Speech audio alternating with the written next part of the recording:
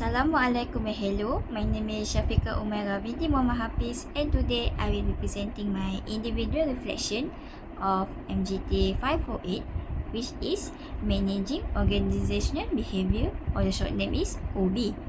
In this video, I will reflect on 5 key topics in OB and related them to my personal experience as a kindergarten teacher, a student representative, and also my journey as an introverted person. What is OB? OB refers to the study of how individuals and groups behave within an organization. From my experience as a kindergarten teacher, I realized that each kids behave differently even in the same environment. For example, some children are very active and expressive, while others are quiet and need more attention. Because of this, I had to adjust my teaching method based on their behavior. If they are the quiet one, I need to go to them and have one-to-one teaching method. But if they are very talkative and love to play, I need to keep up with their energy so the class will be fun and memorable. Other than kindergarten teacher, I also faced the same thing when I was a student representative, which is Majlis Perwakilan Pelajar Tingkatan 6 MPPTE during my STPM. I interact with many students with different attitudes and behavior. Some of them are very obedient, some of them give me a headache, but this made me understand that managing people requires understanding their differences. Next, we go to attitude and job satisfaction. Attitude refers to how a person feels about their work, and it can influence job satisfaction. When I work as a kindergarten teacher, I realized that having a positive attitude helped me stay patient, especially when handling children who were difficult or very active. For your information, I am a teacher for a 5-year-old kids.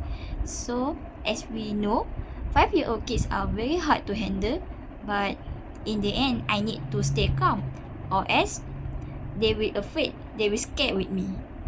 So, even I feel tired, I still try to maintain positive mindset so that I can continue doing my job properly as a teacher.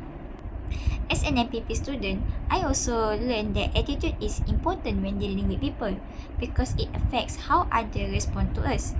If we try to understand them, they will try to understand us. We as a student representative need to have a good communication between teachers and also students. This could be a win-win situation for both parties. This shows that a positive attitude can improve both performance and satisfaction. Next, we go to personality and values. Personality and values play an important role in shaping behavior. I consider myself as an introvert person, and I am not very comfortable speaking in front of a large audience. Since primary and secondary school, I was always required to do performance and presentation, even though I feel very nervous and scared. Even now, I still feel nervous when doing presentations. However, because of my values such as responsibility and commitment, I will still push myself to do it. For example, when in my primary school, I'm not very comfortable to do a performance with a large audience to see me in front of the stage. But because of the teacher choose me to do a performance, I need to go with it and do my best even though I am a very shy person. As an MPP student, I need to communicate with many people, with the teacher and with the student. It's not my thing because it is outside my comfort zone. But because of the responsibility, I need to do it. It's the same thing when I am a kindergarten teacher. Even though I am talking with a kids which is 5 years old, 4-year-old and 6-year-old, I am not very confident when I am in the front teaching them because I feel like I am not good at it. But in the end, I face it and they love me as their teacher. Now, we go to perception and decision making. Perception is how we interpret situation, and sometimes it can be inaccurate. As a kindergarten teacher, I initially thought that some children were very naughty or difficult to handle. However, after observing them more closely, I realized that they might be tired, they might be shy, or they just want more attention. This changed the way I handle situation and helped me make a better decisions. Similarly, as an APP student, I learned not to judge others too quickly because everyone has their own reason and perspective. For example, when I was talked with my president of the MPP, he always mad at me, he always angry with me every time I want to talk with him.